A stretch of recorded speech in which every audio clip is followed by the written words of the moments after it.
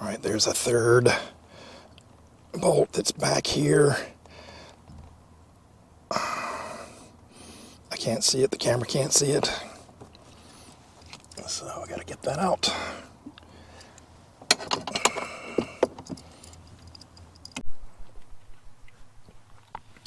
All right, I got the socket wrench on that third screw. It is very tight. Yeah, anyway, I'll try to get a few turns on there, but yeah, there we go. So that's what it's going to look like. And that's being loosened. I'm not going to be able to show you the rest of that because it is just too tight up in there for filming. Apologies. All right, I got that third screw out, the one that is impossible to see, and it's also 8mm, so then I was just able to pull the air door actuator out of that spline, and it just pulls right out.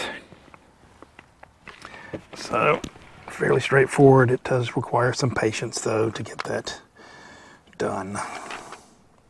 All right, I've got the air door actuators. This is the one. This is the OEM factory one that came out of the car that was making racket.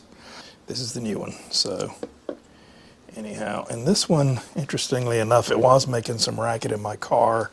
I couldn't get it to do the clicking for you, but it does click sometimes. But I just did the 9-volt battery test on this thing, and it just makes some racket.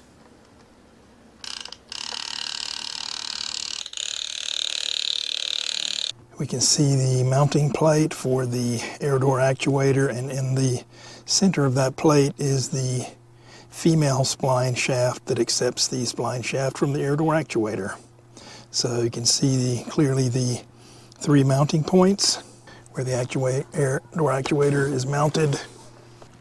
Okay, I slid the new air door actuator in place and it's ready to be bolted in. All right, I got it bolted in. Sorry, it's just way too tight to get any kind of camera shot up in there, but I got the 3 screws back in, and yeah, it was difficult. And I came very close to sawing something out of here. Is that even visible on the screen? Yeah, this thing right here. It's some kind of hook that's right there. And it definitely gets in the way of cranking the ratchet and positioning the motor. I came very close just to taking a hacksaw blade and cutting that thing off, because it must be for some of the higher trim levels for some function, but it is not used on this car, but it definitely gets in the way. It's some sort of hook thing for a hose or something, but it's not used. So I was able to get it in place and keep that thing in there, not cut it out. But anyway, it's very tight, very difficult. All right, and now I've got to, where's the connector at? Here it is, right here. Here's the connector. Plug that thing in. Oh, I can't see anything back there. Oh, man.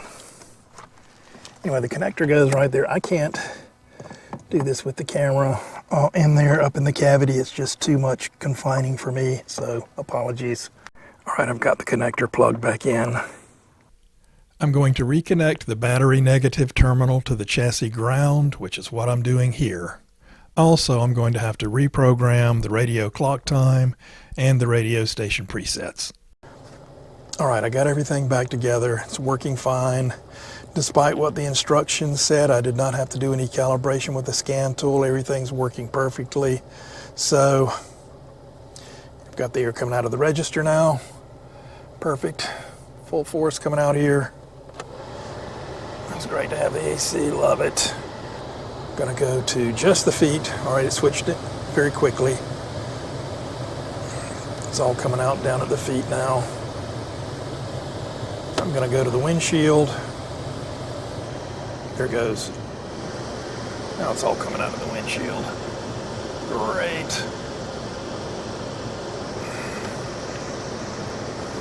Super, and all these little intermittent modes, or intermediate modes, work as well. Okay. Alright, I'm going to run through the different modes with the mode dial and observe the air door movement and noise, or actually lack thereof, which is great.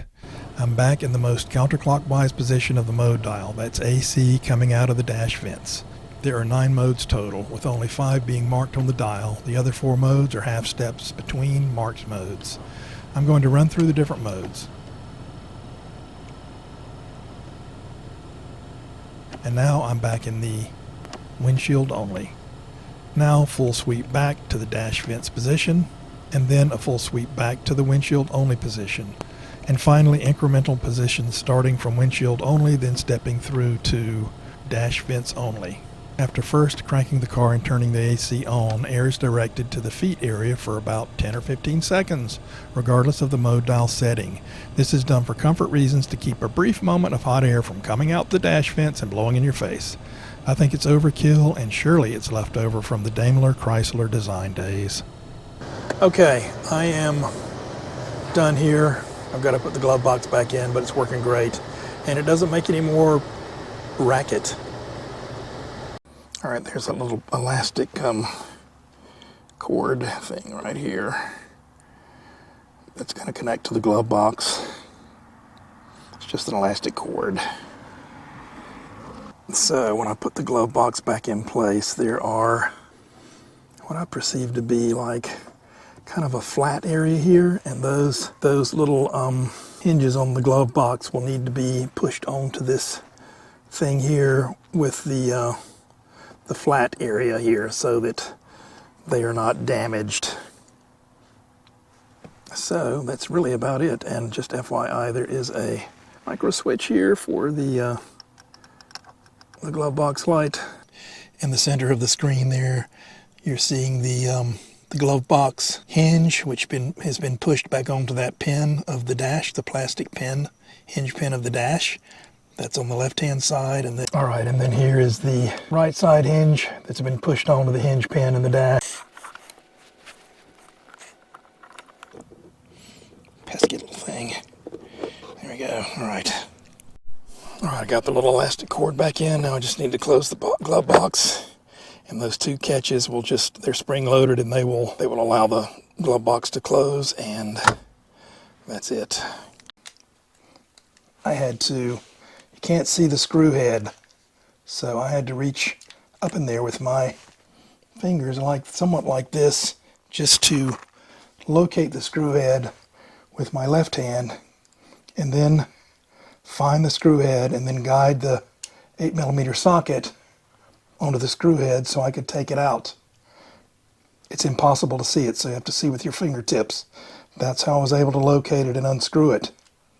The next issue is installation, and with the air door actuator sitting on the mounting platform, it's necessary to find the screw hole to get the screw started, and in my case, it was absolutely necessary to tape the screw into the socket just to get the screw started. And again, I had to see with my fingertips there to locate the tab to get the screw started. Then once the screw is started, you can just peel off the tape. I didn't tighten it down with the tape on there. I just got it started. I would have never been able to get the screw in the screw hole had I not taped the screw to the socket. And also, it's necessary when locating the air door actuator onto its mounting tabs I used a pick, a right angle pick. I have one here. It's a Milwaukee. I positioned the actuator up in there, and then I tried to make sure that the plastic tabs were aligned to the screw holes, but I wasn't 100% certain, so I used this angle tool to make sure that the plastic tab was aligned to the screw hole in the metal. That saved me a lot of frustration. And final tip here is that there's 2 holes here.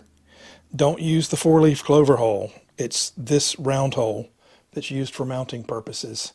So, at least on my model of car, I'm sure this air door actuator is used on other cars as well, but for this particular application in this car, the screw goes into this hole. It could be, for a while I was trying to go into the 4-leaf clover hole and I couldn't get the screw to bite, and that's because it was just going into thin air. So just be aware of that. And if you like this kind of content, please like and subscribe and hit that bell button to be notified when I drop new videos.